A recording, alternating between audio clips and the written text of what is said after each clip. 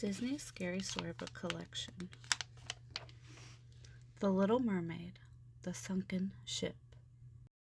It was a bright, warm summer morning. The sun's rays shone down, sending shafts of light deep into the waters of the ocean. Under the sea, Ariel, the little mermaid, stretched in her giant clamshell bed. "What a perfect day for exploring," she said to her friend Flounder.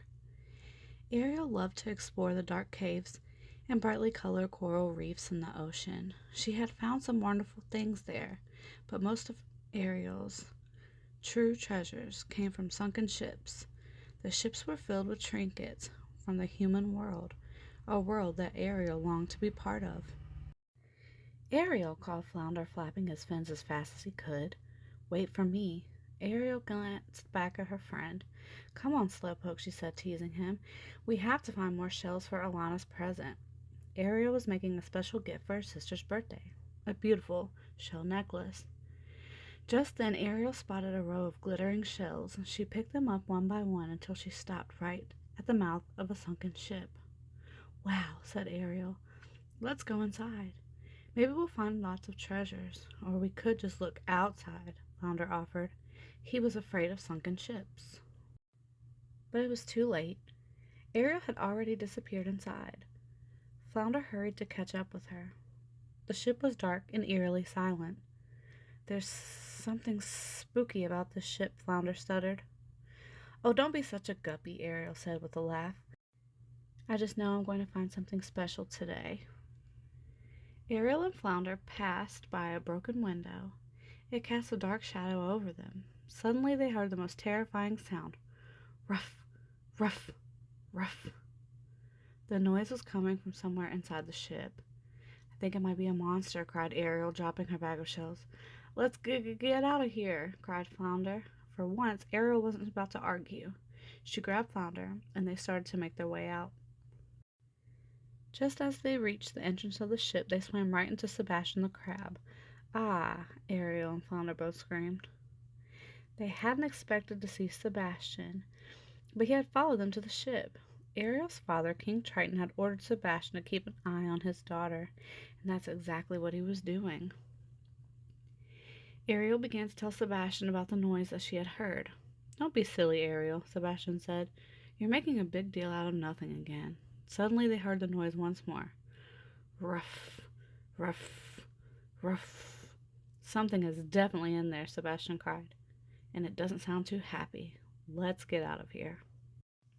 That night, Ariel couldn't stop thinking about the scary noise coming from the spooky ship. She climbed into bed and fell into a restless sleep. She dreamed she was back in the ship with Flounder. They were being chased by a hideous monster. It had webbed feet, sunken yellow eyes, and a long razor-sharp teeth. "Help!" cried Ariel. "Help!" yelled Flounder. "Ruff, ruff, ruff!" cried the monster. Suddenly the monster reached out and grabbed Flounder. The monster swallowed him in one gulp. Next he reached for Ariel. "No!" screamed Ariel. "Leave me alone!" "Ariel, wake up!" called King Triton. Ariel sat up and rubbed her eyes. "It is the middle of the night, daughter," explained the king. "You are having a nightmare." Ariel told her father about the spooky dream of the terrifying monster. "Only humans believe in monsters," King Triton said, trying to comfort her.